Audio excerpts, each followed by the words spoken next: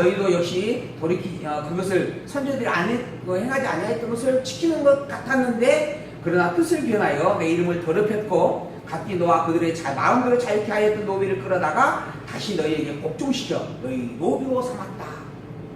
이게 범죄였다라고 하는 겁니다. 그로 말미암아 하나님께서 어떻게 하시겠는가? 17절입니다. 그러므로 나 여호와가 이같이 말하노라. 너희가 나를 듣지 아니하고 각기 형제와 이웃에게 자유를 선언하는 것을 실행치 아니하였은즉 내가 너희에게 자유를 주겠다 하는 겁니다. 자유? 이거 아주 좋은 건데? 그러죠? 근데 여기 아주 중요한 이야기가 있어요. 자유라고 하는 말이에요. 자유. 백성들이 종으로 부리는 자를 풀어주는 거예요. 종으로 부리지 않겠다라고 하는 거예요. 이게 자유를 주는 일이었어요. 근데 이것을 백성들이 범했어요. 그러니까 하나님이 내가 너희에게 진정한 내가 너희에게 자유를 주겠다 하고 이야기합니다. 어떤 자유냐면 나에게 내어 있는 것을 풀어주겠다는 거예요. 하나님께 내어 있는 것을 놓아주겠다는 거예요.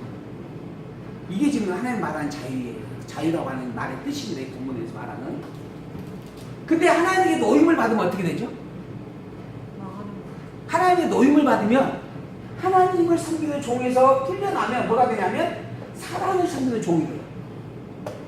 그잖아요. 하나님을 섬기는 종에서 종의 권세가 풀려지면, 사실이 풀려지면 그 권세는 자유라고 하는 이름으로 말미암아 어떤 권세로 바뀌냐면 사단의 종의 권세로 바뀌는 거예요. 결국 이게 멸망이에요. 그러니까 하나님께서 내가 너희를 놓아주겠다라고 하는 이 말은 바꿔 말하면 뭐가 돼요? 저주가 되는 거죠.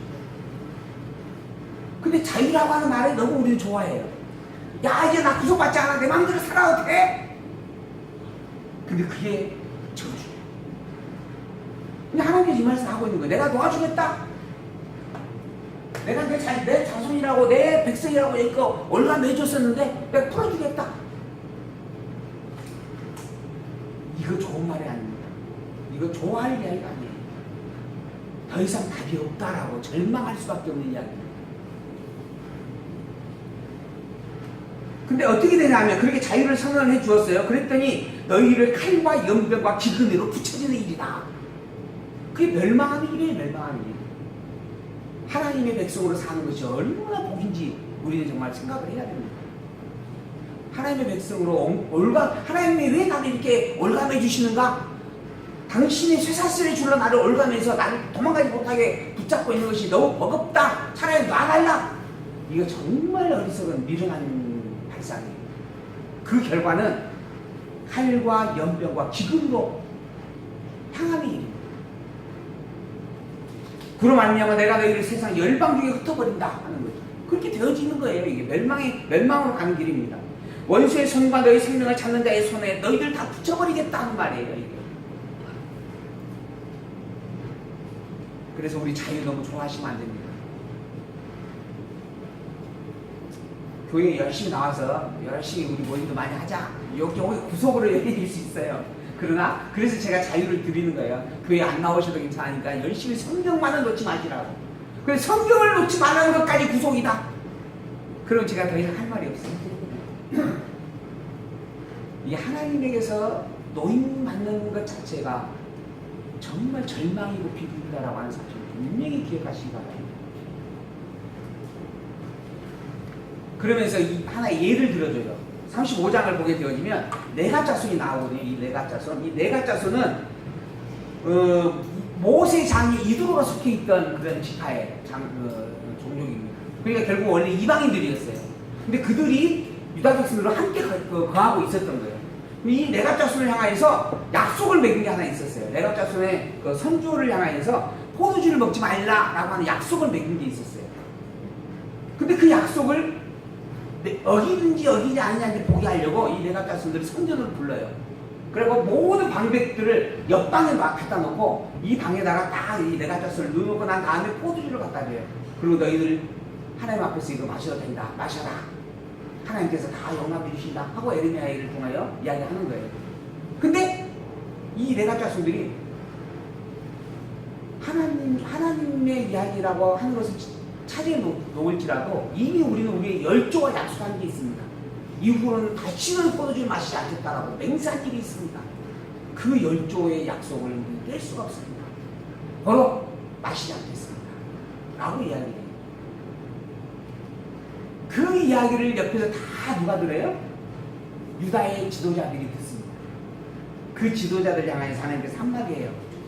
봐라, 이방인이었던 이들도 자기의 열조를 통해서 서운 맹세를 지키거늘 하나님의 백성인 너희가 어찌 그 맹세한 것들을 손바닥 뒤집듯이 쉽게 뒤집을 수 있느냐?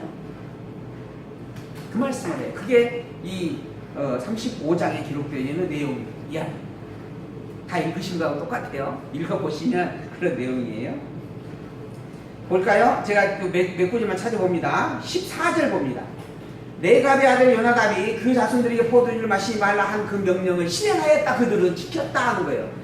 그들은 그 선지의 명령을 순종하여 오늘까지 마시지 아니하거늘 내가 너희에게 말하고 부지런히 말하여도 너희는 나를 듣지 않았다 하는 거예요. 어떻게 너희들이 선민이라고 칭함받는 너희들이 이럴 수 있느냐? 나도 내 종 모든 선지자를 너희에게 보내고 부지런히 보내며 이르기를 너희는 이제 각기 악한 길에서 돌이켜 행위를 고치고 다른 신을 쫓아 그를 섬기지 말라. 그리하면 너희가 나의 너희와 너희 손주에게 준 이 땅에 거하리라 하여도 너희가 귀를 기울이지 아니하면 나를 듣지 않나였다. 레갑의 아들 요나답의 자손은 그 손주가 그들에게 명한 그 명령을 준행하나 이 백성은 나를 듣지 아니하였다. 참 부끄러운 이야기입니다. 하나님의 말씀이 우리에게 있습니다. 그 말씀을 매일 읽고 묵상하며 살아가야 할 우리들이고 그 말씀대로 순종하는 신앙의 고백을 갖는 게 성도의 모습이죠. 그런데 말씀을 손에 들고 있으면서 그 말씀의 뜻이 무엇인지 분별하지도 아니하고 그저 교회 나올 때 장식품으로만 여기고 가지고 다니는 일들이 있다 그러죠. 우리는 없으니까. 우리 교회 식구들은 아무도 그런 분이 없잖아요. 저는 조금 그게 있더라고요. 제가 이렇게 컴퓨터를 주로 많이 하다 보니까 옆에 성경책이 몇 개 있어요. 근데 주로 보는 성경책만 봐요. 보다 보니까. 그래서 다른 이렇게 나중에 이렇게 들으면 먼지가 수북이 쌓여있는 경우들이 들어있어. 그래서 제가 이것도 안 되는데 하고 한 번씩 털어내기도 하고 그러는데 어쨌든 그렇게 성경을 매일 보는 것이 마땅한 일입니다. 그렇게 보라고 주셨어요. 그런데 일주일 내내 잊어먹고 살다가 교회 갈 때 내 성경책 어디다 뒀지?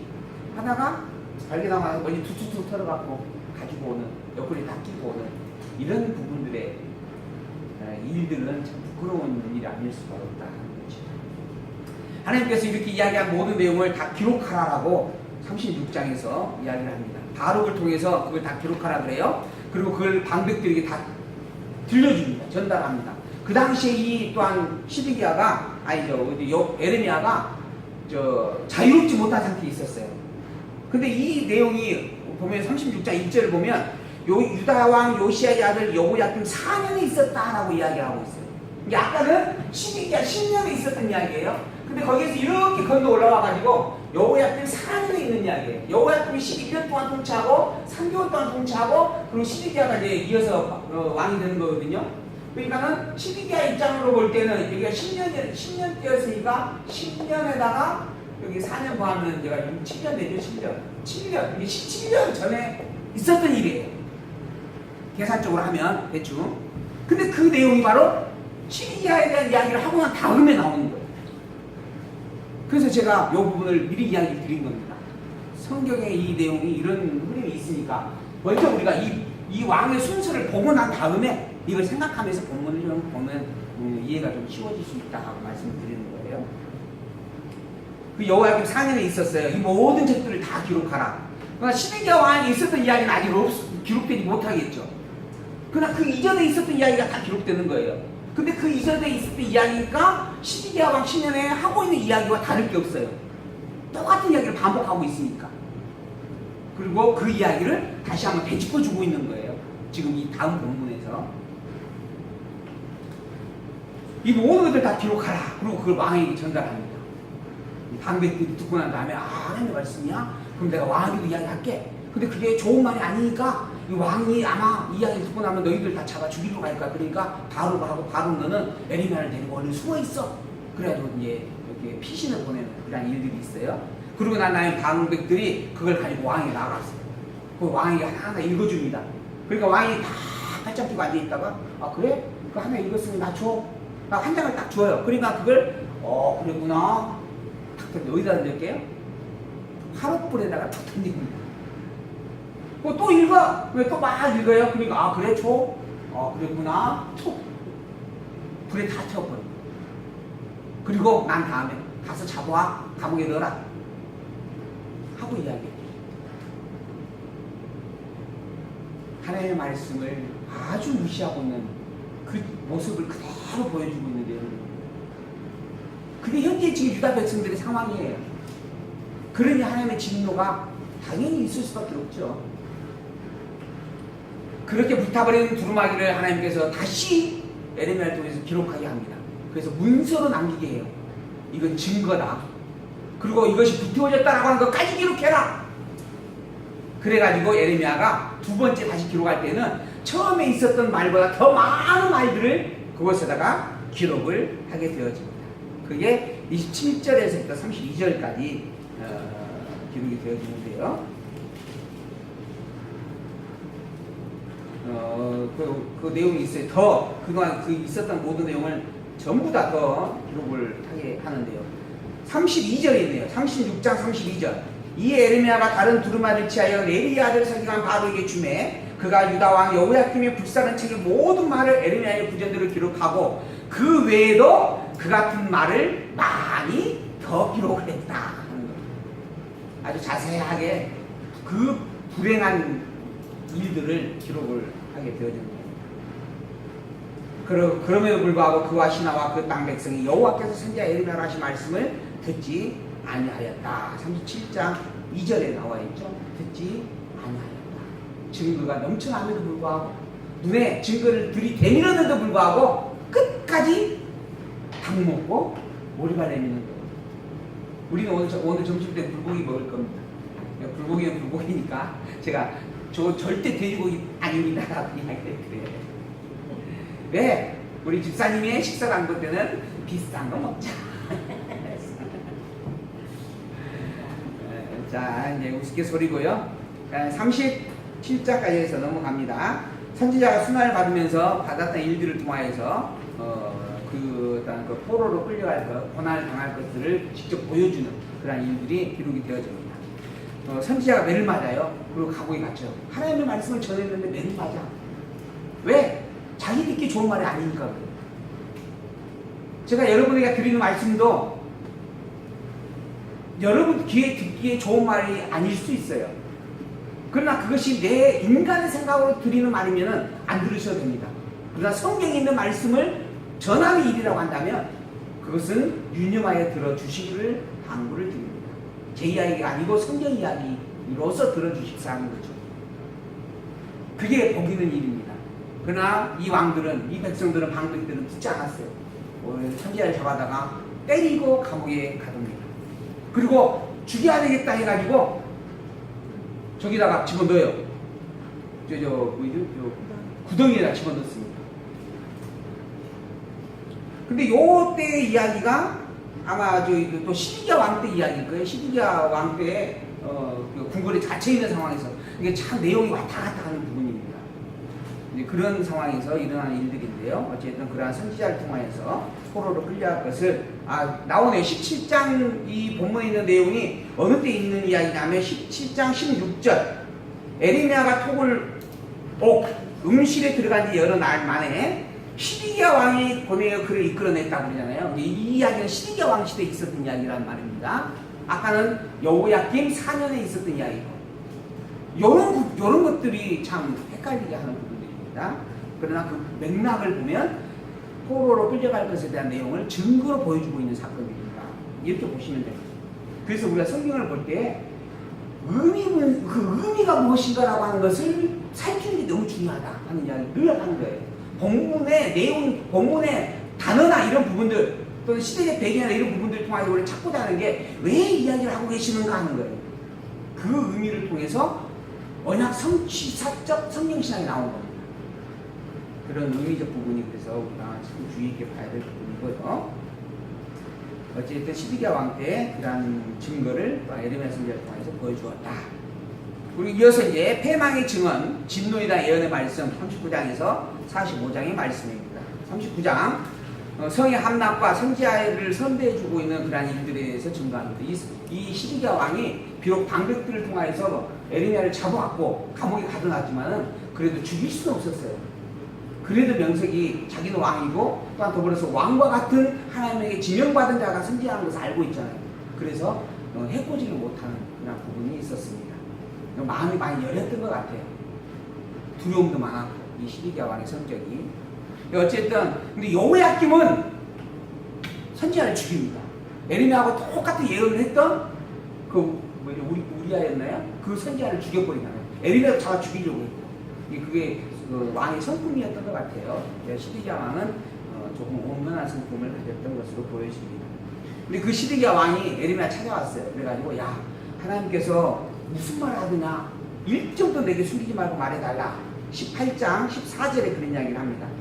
시드기야 왕이 보내어 선지자 에르미야를 불러와가지고요. 내가 내게 한 일을 모르리니 이로도 내게 숨기지 말라. 그저 시드기야 왕이 당신 항복해야 삽니다 하고 이야기해주는 그런 내용이 있습니다.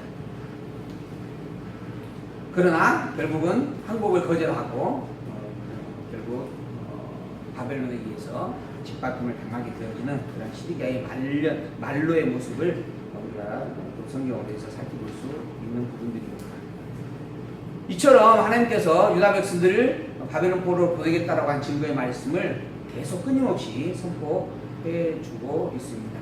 성이 함락되어지고 그로 말미암아 이제 바벨론 시드기야 왕이 포로로 끌려가는 사건들까지 자세하게 19장에서는 이야기를 해주고 있고요. 그 과정에서 이제 시드기야 왕에게 있었던 일들과 에르미야와의 관계에 있었던 일들을 밝혀주는 그런 내용들이 여기 되어져 갑니다. 이어서 42장에서 43장 바벨론 왕 느부갓네살에게 다 포로로 끌려가게 되어지는데 그 중에서 유다 땅에 나머지는 백성들이 있어요. 그 백성들에 대해서 이제 하시는 예언의 말씀입니다. 너희들은 바벨론 포로로 잡혀가는 자들보다 더 처참한 아픔과 고통을 당하게 된다. 이야기예요. 왜? 내가 너희들은 항복하고 다 바벨론으로 끌려가라고 하지 않았느냐? 그런데 너희들이 오히려 끌려가지 않고 대항하였다. 이게 결국 하나님의 말씀을 거역한 일이었다. 그러 너희들은 다 멸망한다. 혹여 너희들이 살기를 원한다면 더 이상 하나님의 말씀을 멸시하지 말고 이 유대 땅에 머물러 남아 있어라. 그런데 백성들이 바벨론이 두려워서 유대 땅을 버리고 애굽으로 도망을 가요. 그러자 에레미야가 하는 이야기입니다. 너희들 다 죽는다. 한 명도 남기지 않고 다 죽는다. 그런 말씀. 그리고 너희들이 지금 피해왔던 이 애국까지도 하나님께서 멸망시켜버릴 것이다.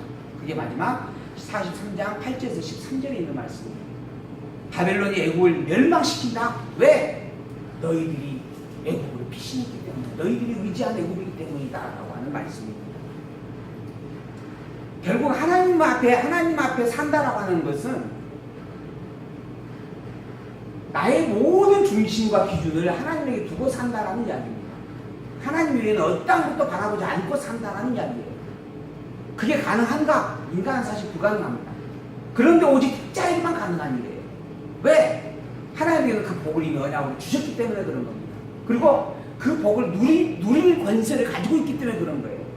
그게 또한 택자에 마땅한 본분이다라고 하는 겁니다. 그런데 그 본분을 택자가 망각을 했어요. 그래서 하나님께서는 모든 열방을 들어서 유다를 때리셨어요. 택자를 때리십니다. 왜? 그 본분을 깨달아 알게 하려고. 그 본분을 깨달아 알지 못하면 하나님의 백성다운 삶을 살 수 없기 때문에. 그래서 하나님께서 어거지로라도 그를 깨달아 알게 하려고 포로로 끌려가게 하시고 고난 속에 넘겨두신 겁니다. 그리고 그 경험을 통하여 스스로를 돌아보게 하시고 죄를 깨달아 알게 하시고 회개하게 하시고 돌아와 하나님을 찬양하게까지 하시는 거예요.